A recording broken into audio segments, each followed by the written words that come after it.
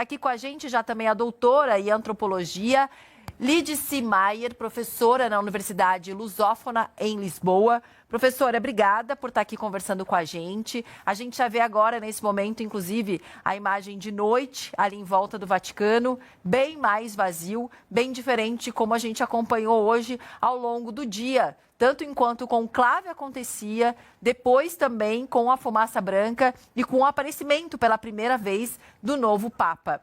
A gente estava comentando por aqui, era uma emoção tão grande, era tanta gente tão feliz por aquilo, parecia um clima de Copa do Mundo, de união, várias bandeiras, inclusive de Portugal, bandeira aqui do Brasil, bandeira do Líbano.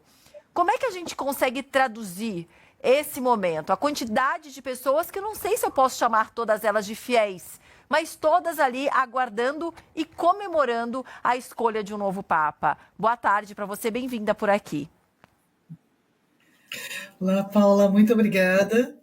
Realmente foi emocionante ver essa multidão reunida e saudando essa nova eleição, saudando a fumaça inicialmente, até com as bandeiras, inclusive a bandeira do Brasil. Eu que estou aqui em Portugal, me emociono demais quando vejo a bandeira do Brasil sendo representada em eventos como estes.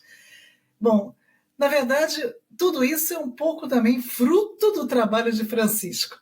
Francisco conseguiu cativar tanta gente ao redor do mundo inteiro, e como você colocou muito bem, Paula, talvez nem todos ali fossem fiéis católicos, mas todos estavam ali na torcida por uma eleição de um Papa que fosse dar continuidade ao trabalho de Francisco. Então, essa alegria e essa vontade realmente de ver o trabalho de Francisco continuando. Eu acredito que foi isso que movimentou tanta gente ali para a Praça São Pedro. Professora, muito obrigado também, doutora em antropologia Lídice Maier, por estar aqui conosco. Eu quero entender, muito se falava, né, do carisma do Papa Francisco, dessa proximidade com as pessoas, de certa maneira também, né, pelo que se considerava, por ele ser latino, ter mais essa paixão que aparentemente nós latinos temos mais do que outros povos, né, considerados mais frios e tal. O cardeal americano, também ali peruano, porque acabam de me mandar aqui que ele recebeu anos atrás, inclusive, a nacionalidade, inclusive o RG peruano, então ele é americano, é peruano, viveu por 40 anos no Peru, ou seja, aqui na América Latina. Essa experiência, que leva mais tempo, então, no Peru do que no país onde ele nasceu, ele tem 69 anos, passou 40 no Peru, também dá indícios de que possivelmente ele pode ser alguém tão próximo assim das pessoas, ter esse carinho, se aproximar dos pobres, enfim, seguindo de certa maneira uma linha parecida com o Papa Francisco no jeito de ser. Sim, João, com certeza. Colocou muito bem, ele é mais peruano do que americano, embora ele seja nascido nos Estados Unidos. Então ele tem toda essa vivência realmente da América do Sul, ele tem essa convivência com os imigrantes, essa convivência com o povo. Ele é um Papa extremamente carismático, ligado também ao movimento carismático, e sendo assim, ele tem tudo sim para ser um Papa que vai conquistar multidões, assim como Francisco. Ele sim pode ser alguém que vai trazer mais gente ainda de volta à igreja.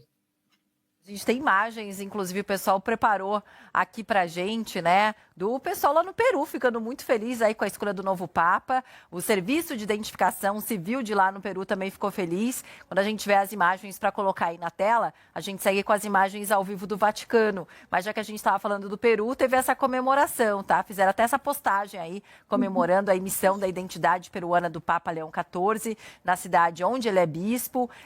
No texto dessa publicação, eles falam o seguinte: o Papa é um chiclaiano de coração, é assim que fala, chiclaiano? É quem... Uma cidade, inclusive. Ah, tá.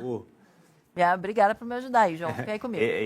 O Leão XIV, né, o Robert Prevost, agora vai ter esses dois nomes, né, Paulo? Porque, claro, o principal nome é esse de Papa, mas as pessoas no Peru conhecem ele por outro. E até complementando o que você falou, né, porque depois de ele se naturalizar, ele obteve esse primeiro documento de identidade nacional lá em 2015, ou seja, há 10 anos, é também uma consideração, uma comemoração, né, 10 anos de ser peruano, tendo ali acesso a essa identidade nacional, e agora uma identidade mundial, não é? De ser um papa, não só dos peruanos, dos americanos, mas de tantos outros países, né?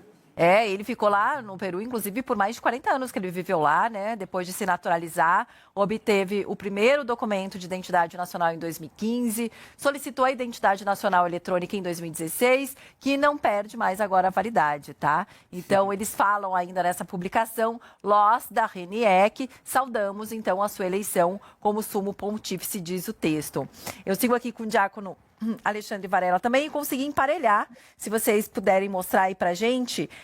O presidente Lula ainda não falou nada oficial, pelo menos não nas redes sociais, a respeito da escolha do Papa, mas aqui no X, então, do governo do Brasil, além da fala, tem aqui, olha, saindo a fumacinha branca, e em cada uma delas eles colocaram a mesma: justiça social, paz, redução da pobreza, combate à fome. Habemos o novo Papa, que ele seja guia da justiça social.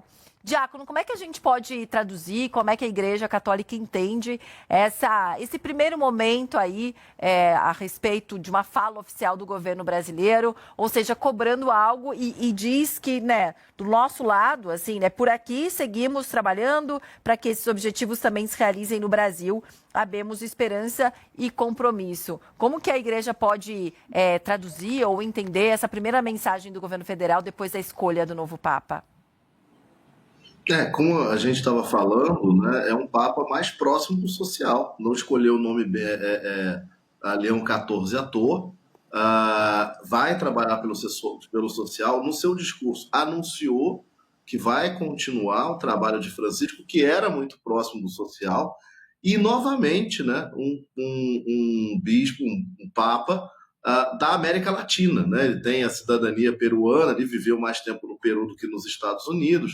Foi presidente para a Comissão da América Latina da Santa Sé. Então, de novo, a centralidade ali da América Latina. Essa diocese de Chiclayo, de onde ele trabalhou, é uma diocese pobre, né? Tem áreas muito pobres.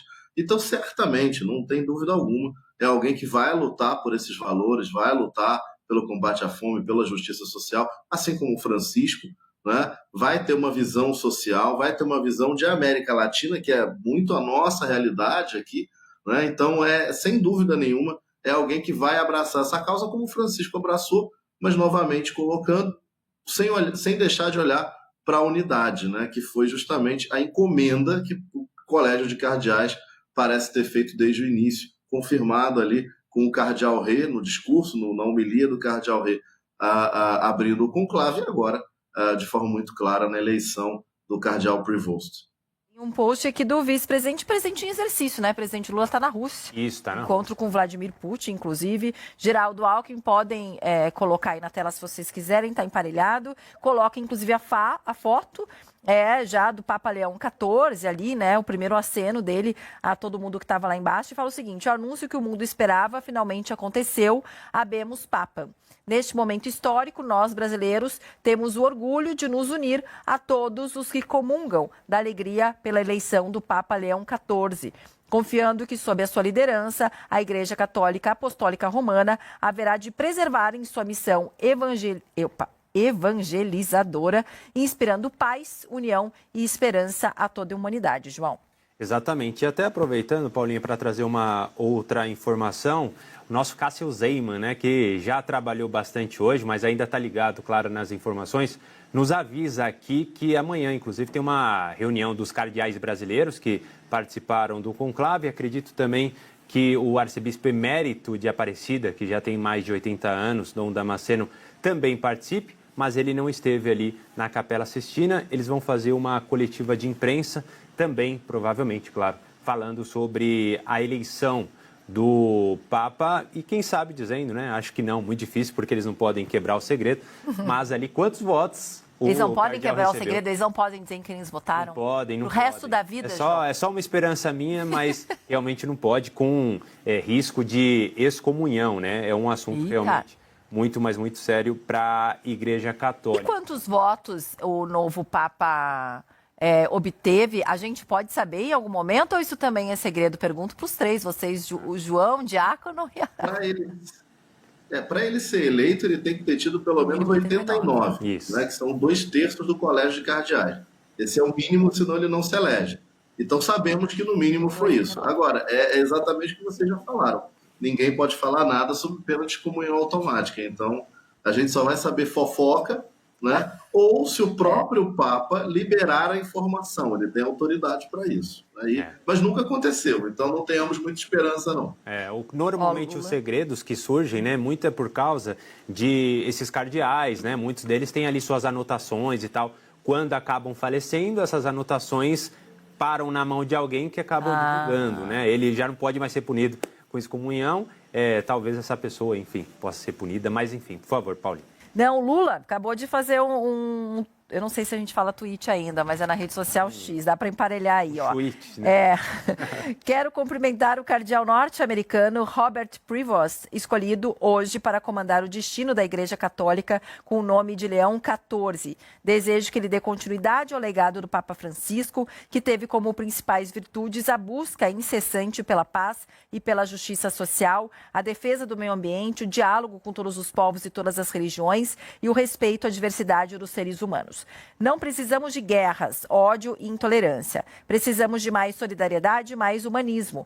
Precisamos de amor ao próximo, que é a base dos ensinamentos de Cristo. Que o Papa Leão XIV nos abençoe e nos inspire na busca permanente pela construção de um mundo melhor e mais justo. Inclusive, o Papa Leão XIV falou isso enquanto ele falou muito em paz, né, na busca pela paz, falou em construir pontes. Agora, a gente já abordou por aqui, queria ver também da professora Lídice com a gente, como é que ela vê essa questão de quando a gente fala de comparações com o Papa Francisco. Hoje, já que a gente estava falando mais cedo da multidão, que não dá para dizer só de fiéis ali no Vaticano, uma imagem que eu até falei na hora que a gente viu aqui, mulheres com suas vestimentas, ou seja, trabalham em igrejas católicas, crianças, homens, e tinha inclusive um casal de homossexuais que deram ali um selinho quando a câmera passava. A gente sabe que é polêmico isso, mas talvez todas essas pessoas tenham se sentido à vontade de estar ali no Vaticano, naquele momento tão importante, e juntas, justamente pelo que Papa Francisco falou nos últimos anos a respeito disso. A gente sabe que não quer dizer que seja um pensamento da Igreja Católica, mas desse Papa Francisco. Agora, a gente já tem, por exemplo, o presidente brasileiro falando como muitos. No Google essa é a procura. Quem é? Ele é parecido com Francisco ou não? Vem uma comparação, professora, mas até que ponto essa comparação pode interferir no trabalho dele ou não? Pelo que a gente já conhece um pouco de características do Papa Leão XIV, o que ele vai seguir daqui para frente? Podemos observar já a partir do próprio discurso dele. O discurso de abertura do Papa Leão XIV foi falando o quê? De sinodalidade, que é caminhar juntos, que é trazer essa igreja missionária, inclusiva, uma igreja mais participativa.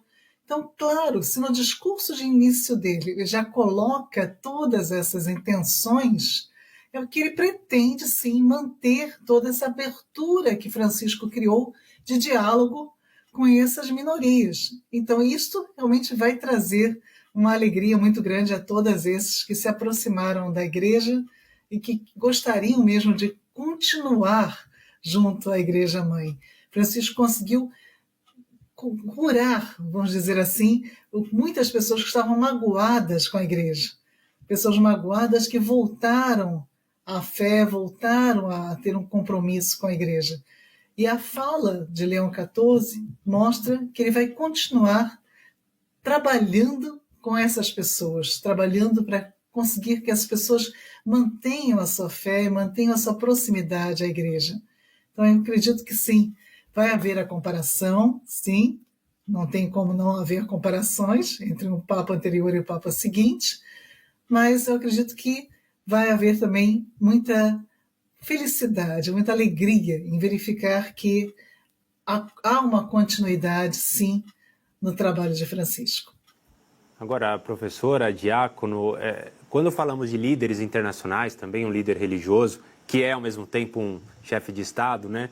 A gente fala de cálculos, né? Muitos cálculos que são feitos de diferentes maneiras, algumas mais simbólicas, né? Calcular os passos que tem que fazer, quais medidas e tal, mas também cálculos matemáticos, né? Nesse primeiro momento, os cardeais em cálculos sobre quantos votos eram necessários, quantos votos tinha tal cardeal que era opositor, enfim, chegamos aos 89 pelo menos, ao cardeal Prevost, que agora Leão XIV, mas também até o nosso Léo Valente, editor de Internacional aqui também, nos reforçou que em uma entrevista agora há pouquinho o padre destacou no finzinho que o Papa estudou matemática, foi bacharel em matemática. E isso eu alio aqui com uma questão sobre a gestão do Banco do Vaticano, das finanças. Esse é um dos desafios, né? São vários relacionados à moral, à liturgia, mas também às finanças que o Papa vai encontrar pela frente já a partir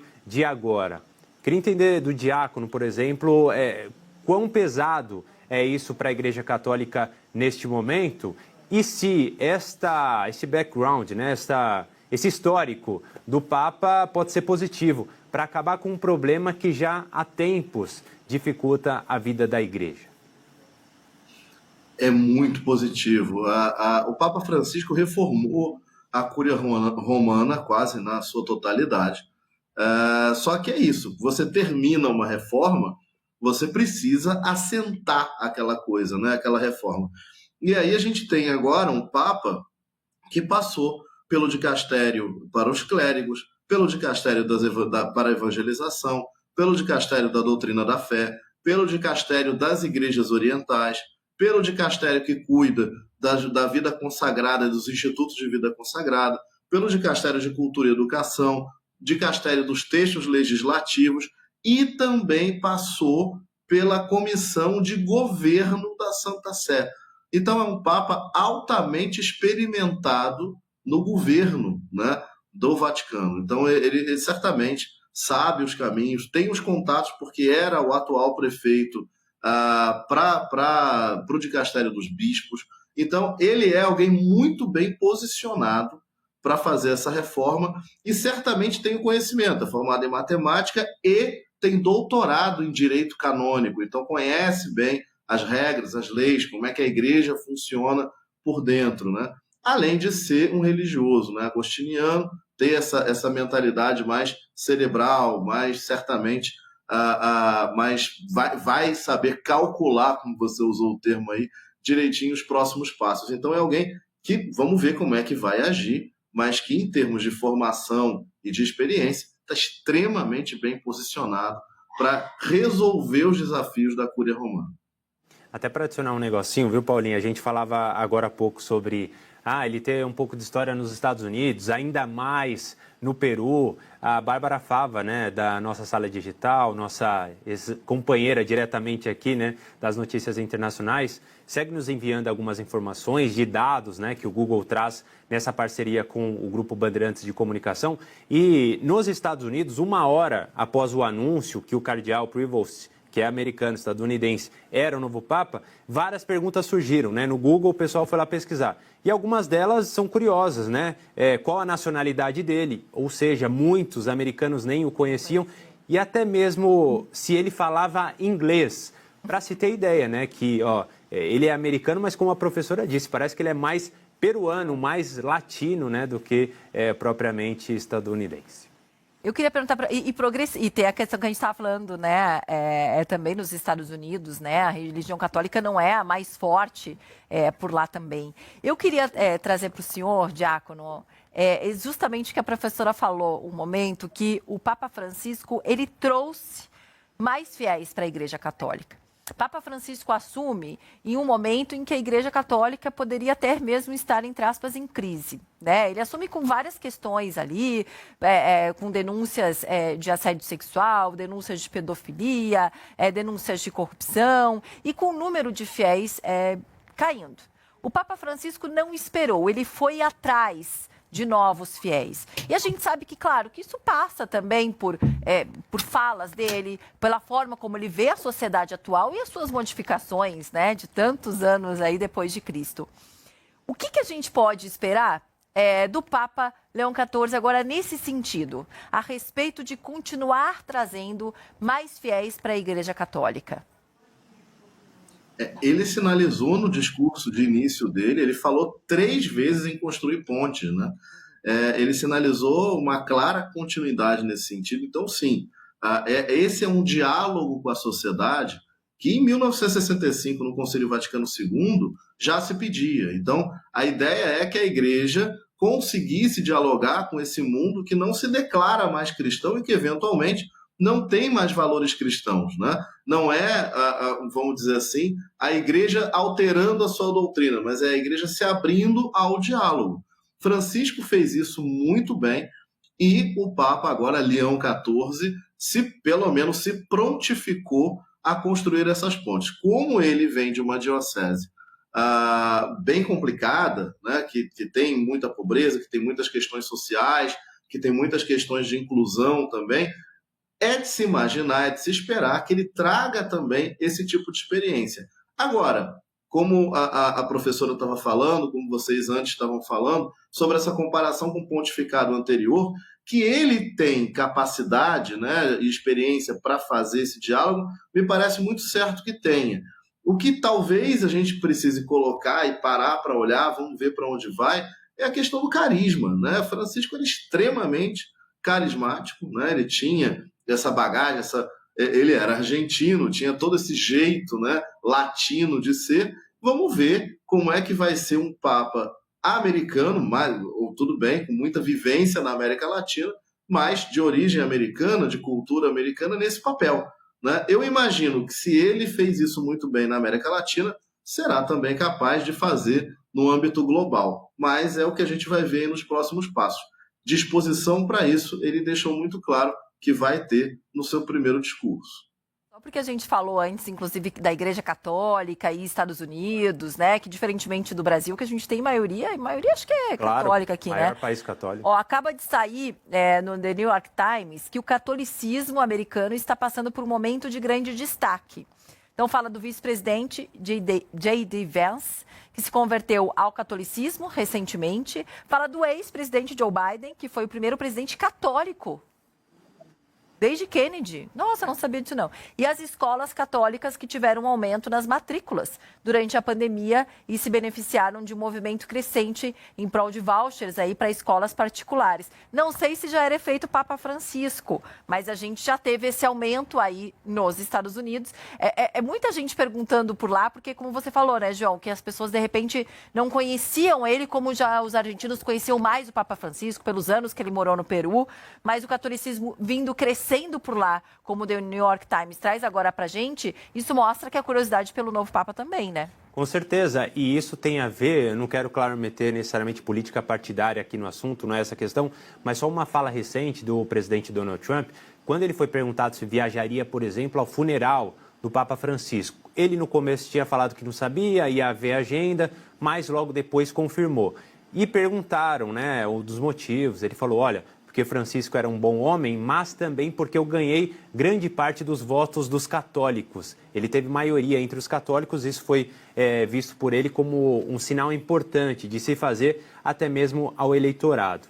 Ao mesmo tempo, falávamos agora do Google, né, a nossa parceria, X, enfim, falamos muito, né, de redes sociais hoje em dia, vários cardeais postando anteriormente ao conclave, quando tinham acesso, claro, ao celular, agora voltarão a ter vários vídeos, imagens, textos conectados com a nova vida. E esse relato também é dado aqui no X. Entre os 20 principais assuntos do momento, 17 são ligados de alguma forma ao Papa. Termos como Papa, Peru, Vaticano, Igreja Católica, Agostiniano, Conclave, Rerum Novarum, que foi um livro do Leão XIII, enfim, são vários e vários pontos, né, de discussão neste momento em várias partes da nossa vida, né, aqui na mídia tradicional, digamos assim, mas também nessas novas redes. Professora, isso mostra também a necessidade da Igreja se modernizar sobre esse ponto, de se abrir, estabelecer novos canais de comunicação com os fiéis? O Francisco já começou Francisco foi o primeiro Papa a mexer com Pontífex, né? Twitter, ter canais e tudo mais. E agora temos um Papa que assume o nome de Leão. Então, seguindo ao Leão XIII, que foi um Papa também que se dedicou muito à questão da comunicação, não apenas ao social. Foi um Papa que teve a primeira vez que um Papa teve a voz gravada, por exemplo, foi Leão XIII. E ele também esteve sempre buscando muito essa comunicação com as questões da ciência. Então, da mesma forma, acredito que Leão XIV, por ter optado por esse nome, é alguém também que vai ter um direcionamento bastante com as áreas de comunicação e com toda a área científica. Então, isso vai trazer também uma abertura maior de diálogo nesses momentos do século XXI, como também vai possibilitar mais ainda a atração de pessoas por manter esse diálogo igreja e ciência, coisa que Leão XIII buscou bastante. Diácono, já tem notícias aqui de que podemos... Brasileiro é assim, vocês sabem, né, diácono e professora? Podemos ter um brasileiro como o primeiro cardeal a ser nomeado por Leão XIV. Aí o que está acontecendo? Alguns jornalistas estão falando que tem uma tradição na Igreja Católica, o diácono que vai me ajudar com isso. E aí o novo Papa, qual é que é essa tradição, né? O novo Papa nomeia o secretário do conclave como o primeiro cardeal. E hoje, quem ocupa esse posto é o vice-camerlengo brasileiro, Wilson Montanari. Diácono, o senhor conhece esse brasileiro? E conta pra gente como é que é isso, se tem a esperança de realmente termos um brasileiro, o primeiro cardeal a ser nomeado pelo novo Papa. O Wilson Montanari, brasileiro, é um arcebispo brasileiro, está há muitos anos em Roma, trabalha na Cúria Romana, era muito próximo de Francisco, tem um papel muito importante na Cúria Romana e ele já era um provável cardeal, né? Sempre se falou dentro da Cúria Romana de que em algum momento o Dom Montanari poderia ser elevado a cardeal. Essas são aquelas tradições que não necessariamente acontecem, elas acontecem de vez em quando, e aí o povo já estabelece como tradição inquebrável, né? Não é, isso é algo que pode ser feito ou pode não ser feito, ou pode ser feito com o tempo. Francisco, por exemplo, não fez imediatamente, ele fez com o tempo. Por quê? Porque como o vice-camerlengo acaba sendo uma figura importante dentro da Cúria Romana, dificilmente ele deixaria de ser lembrado no momento em que o novo Papa fizesse novos cardeais. Mas é aquilo, para a gente seria ótimo ter mais um cardeal, embora o Brasil já tenha 7 cardeais, né? 8 se a gente contar Dom Damasceno, que não é cardeal votante, mas é um cardeal, é cardeal emérito. O Brasil já tem um número bastante significativo de cardeais. Vamos esperar para ver. Eu acho que, em princípio, está muito cedo para o novo Papa pensar em fazer novos cardeais. Então, eu esperaria um pouquinho. Acho que a gente não deveria ter essa esperança ainda não. A gente é sempre otimista e o brasileiro não desiste nunca, né, diácono? A gente sempre brinca, claro. E o Papa dizia também, né? Olha, o Papa é argentino, mas Deus é brasileiro. Agora a gente pode falar que o Papa é americano, peruano, mas Deus continua sendo brasileiro também. E falando de Brasil, né, nosso país maravilhoso, que tem também uma grande comunidade importantíssima para a Igreja Católica, diácono, como o Brasil fica nesse novo papado? Claro que nesse pontificado vai ser um país essencial na liderança da Igreja Católica, nessa igreja em saída, né, que acredito que o Papa Leão XIV deve continuar a pregar. Mas nós vemos, é verdade, um movimento aqui diferente de católico no mundo, de maneira geral. O catolicismo vinha perdendo força até 2013, conseguiu voltar a ganhar ali seguidores, e o Brasil é uma representação disso, né? Tem uma grande comunidade, mas também outras comunidades religiosas vêm crescendo. Nós teremos um foco, o senhor acredita, do novo Papa em relação a isso, para estancar uma possível perda de fiéis e, mais do que isso, fazer com que esses fiéis estejam mais ligados à igreja e convoquem, por que não, outros, né? Incentivem outros a participar dessa vida também. Olha, eu acredito plenamente nisso, porque Francisco foi eleito como um Papa da América Latina e ele deu centralidade ao Brasil, né? Tanto que ele foi o relator, quando teve o CELAM, que foi em Aparecida, ele foi o relator, ele falava muito da importância do Brasil. Quando veio ao Brasil, foi à Basílica de Aparecida e lá ele reforçou essa centralidade. Então, Francisco tinha uma relação muito próxima com o Brasil e ele dizia, por ser da América Latina, que era muito importante olhar para o Brasil. Eu acho que o novo Papa também não vai ser diferente, né? Entendendo a dinâmica da América Latina, tendo participado do comissariado para a América Latina, aliás, tendo sido presidente, né, da Comissão da Santa Sé para a América Latina, é impossível não olhar o Brasil com uma lente de aumento um pouquinho maior país católico do mundo ainda, né? Não é o maior em percentual, mas é o maior em quantidade de pessoas. É um catolicismo pujante, mesmo perdendo fiéis, ele não perde na velocidade, por exemplo, que a Europa perde, tem um potencial muito grande de crescimento. Então, eu imagino sim, né, que Leão XIV vai olhar o Brasil com bons olhos, inclusive a CNBB já estava falando que ele viria pregar, né, para todos os bispos brasileiros. Então, muito possivelmente, e tinha aceitado isso de bom grado, então, muito possivelmente, alguém que vê com bons olhos o Brasil, que tem um bom relacionamento com o nosso episcopado, eu acho que a gente continua no centro. Surpreendentemente, a América Latina continua ali no centro das discussões de Roma, né? Já era assim com o Papa Francisco, continua agora com Leão XIV. Então, nesses termos, o Brasil está muito bem posicionado. Agora, a gente estava até vendo pela primeira vez, algumas imagens do Papa Leão XIV dentro, ali, acho que da Capela Sistina mesmo. Isso, saindo, a gente viu ele já com outra roupa, né, depois de ter passado pela Sala das Lágrimas, aí, ó, todos os cardeais ainda reunidos, uma oração já depois da eleição, já mostra ele saindo pelo mesmo caminho que nós vimos ontem, ele e outros 132 cardeais entrando e fazendo juramentos, inclusive diante do juízo final, né? Aí, toda ó. coisa simbólica. E aí os aplausos a ele, também os cumprimentos que fez aos cardeais parceiros dele por tanto tempo, mas sobretudo nessas últimas horas, né? Ontem e hoje. Papa Leão XIV agora tem uma agenda extensa, daqui a pouquinho o Léo Valente está mandando para a gente também um pouquinho dessa agenda oficial.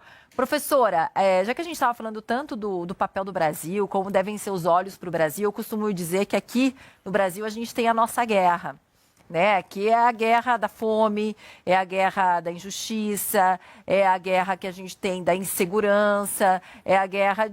Tantas guerras que a gente tem por aqui, né? Mas a gente tem outras guerras também pelo mundo em curso, inclusive. A gente tem na faixa de Gaza, a gente tem a guerra na Ucrânia e a gente tinha uma bandeira do Líbano, hoje lá, inclusive, no Vaticano, pelo menos uma que a gente conseguiu ver.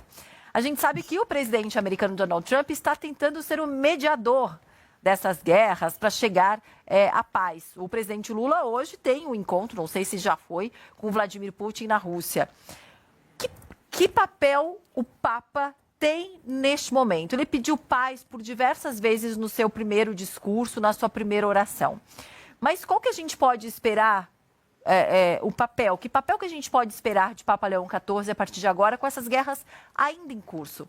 E sendo americano, e tendo um presidente americano tentando ser o mediador dessas guerras pela paz, ele pode ter um papel, de repente, mais influente do que o Papa Francisco? Talvez tenha sido essa a esperança na eleição. Uma das esperanças talvez tenha sido justamente esta. Porque, apesar de ele viver tanto tempo no Peru, ele conhece muito bem a dinâmica dos Estados Unidos e sabe dialogar com Trump, sabe dialogar com toda essa política americana.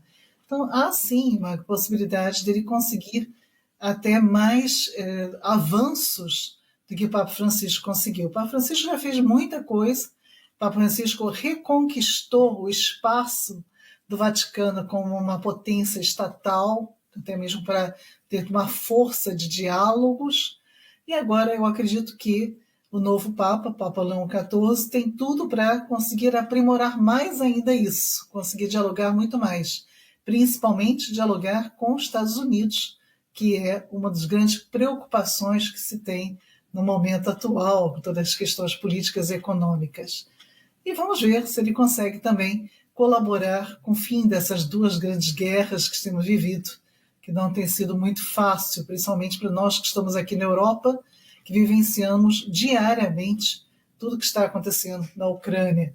No Brasil, nem sempre as coisas chegam com tanta facilidade como estamos tendo aqui, né? Aqui a vivência é muito maior e há realmente um apelo muito grande para que tudo isso termine de uma vez por todas, para que a paz volte a existir.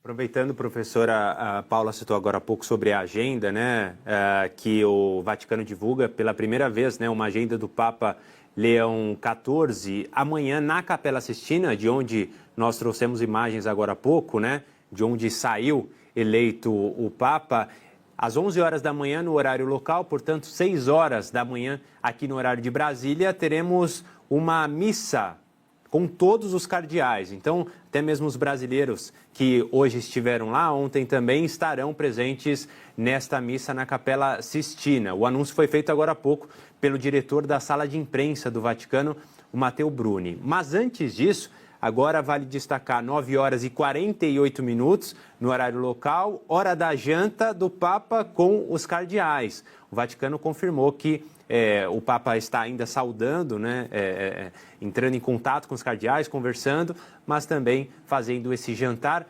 E algo interessante de lembrarmos o que aconteceu há 12 anos. Depois dessa eleição, eles saíram, claro, como hoje, da Capela Sistina, foram para a Basílica de São Pedro ali, saíram para a Casa Santa Marta e eles podem fazer um caminho diferente, a pé ou mesmo de ônibus nas ruas internas do Vaticano. E o Papa Francisco podia, já eleito, obviamente, pegar um carro só ele, por ser Papa, mas ele resolveu pegar o ônibus junto aos cardeais e sentou do lado de um brasileiro, salvo engano, o cardeal Damasceno, de Aparecida, mostrando ali, né, essa proximidade dele com o Brasil também. Quem sabe o Papa Leão XIV não se junta também a um brasileiro. A gente fica na expectativa. Queria saber de vocês também. Eu falei, sempre tem um brasileiro no meio. Vocês estão vendo, né? Sempre tem. Qual a importância dessa agenda dos primeiros dias? O quanto é importante a imagem do Papa nesses primeiros dias, logo depois da eleição e do anúncio? Olha, é aquela coisa, programa de governo, né? É quando ele começa a criar as suas interações como Papa. Ele já tem como cardeal, né? É um cardeal que sempre esteve ali presente entre os bispos, entre a cúria, mas agora ele troca, ele sai do patamar de cardeal, vai para ser Papa, então agora ele começa a restabelecer essas ligações. Então é um impacto, né? Não adianta, é um impacto muito grande, ele se muda, né? Ele agora vai ter que decidir se vive na Casa de Santa Marta, se vive no Palácio Apostólico, vai começar a tomar pé de outras coisas. Nas congregações, essas reuniões que tiveram antes da eleição, antes do conclave, os cardeais foram apresentados a toda a situação do governo da Santa Sé, justamente para que qualquer um deles que fosse eleito tivesse a par de tudo o que precisava saber para começar o seu governo.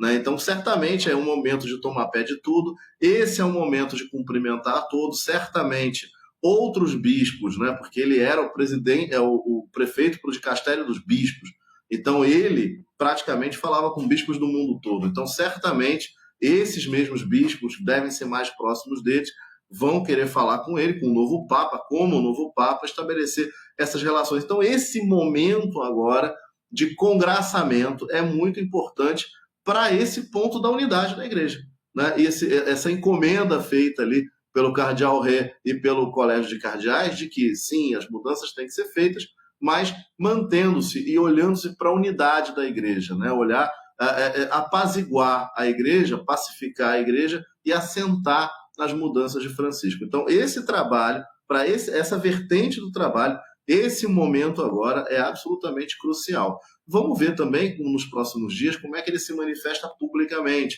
Se ele anuncia um roteiro de viagens, se ele anuncia que está escrevendo algum documento, coloca algum pensamento para fora, para a gente ir começar entendendo para que lado ele vai logo no início do seu pontificado. É muito comum que no início do pontificado os papas se pronunciem de modo a dar essa noção de para onde eles vão. Com Francisco foi assim, São João Paulo II, Bento XVI, certamente com o novo Papa, isso não vai ser diferente. Leão XIV, ainda não estou tão acostumado a falar Leão XIV, não, mas com Leão XIV certamente isso não vai ser diferente. Eu também não, viu?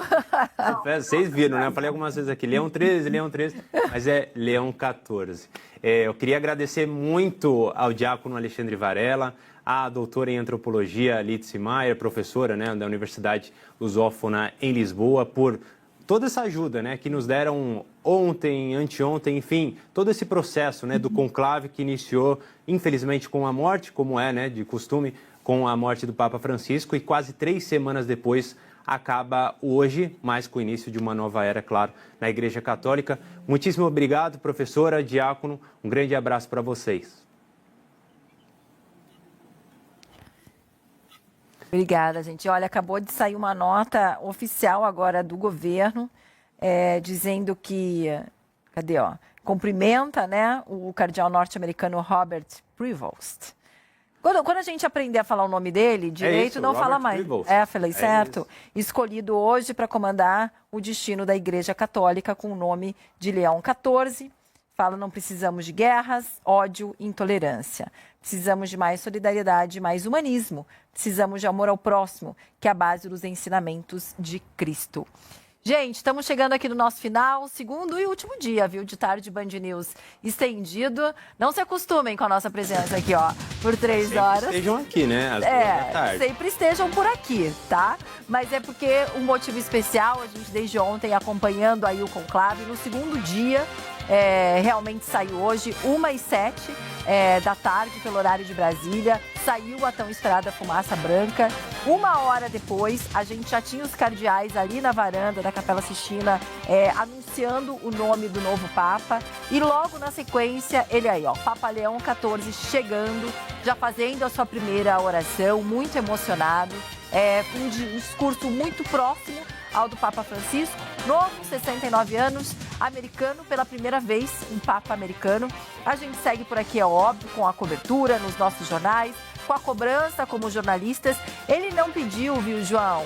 Diferentemente de Francisco, orem por mim, mas quem é católico, eu acho que era bom dar uma rezadinha ali, uma orada pelo Papa, que ele também precisa. Não é só a gente, não. Prazer estar nessa cobertura aqui ao seu lado, como sempre, viu, João? Eu que agradeço, Paulinha, a todo mundo que nos acompanhou, inclusive a Band News TV, vale lembrar, foi a primeira a mostrar ali, ó, a fumaça branca, um sinal histórico da Igreja Católica, mas também do nosso telejornalismo, feito com muita, mas muita dedicação. Nós todos estudando há dias, até há meses, por que não, sobre esse assunto. Agradecer a todos que estiveram aqui atrás também, atrás de mim, no nosso Switcher, nossa equipe técnica, que coloca isso aqui no ar. Não é só nós que estamos aqui na frente da TV. E entre tantos colegas, que eu citei alguns, inclusive o Léo, o Cássio, enfim, Beatriz Ferretti e outros tantos que estão mandando informação enquanto a gente está aqui em frente à telinha, em frente ao computador. Babi da sala digital, né? Bonito. Babi da sala digital, nossa, perfeito. A gente fica falando dos nomes aqui, sempre esquece de alguém, mas ao longo da programação citamos vários. Muitíssimo obrigado a todos. Muita gente por trás das câmeras, obrigada, e muita gente nos assistindo, obrigada pela companhia. Abemos Papa, então. Amanhã mais repercussão para você.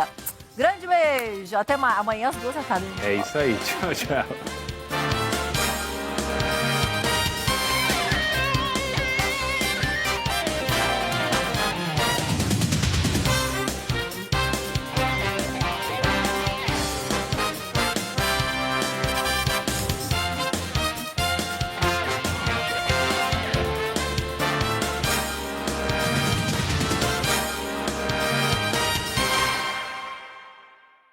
Hoje nas lojas oficiais da Shopee. Caixa JBL por 1.839.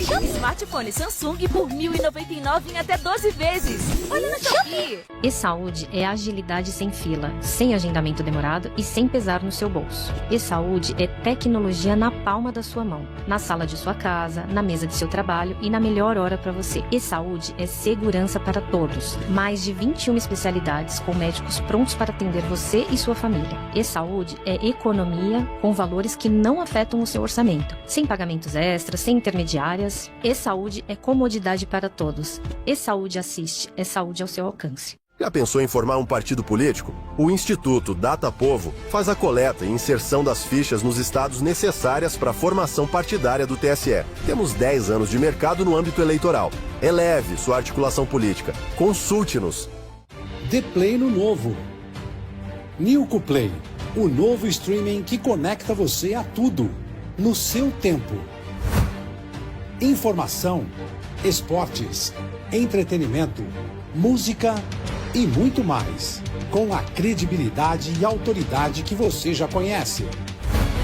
Nilco Play é notícia, colunistas, coberturas especiais, tudo o que acontece no Brasil e no mundo, em qualquer hora, em qualquer tela.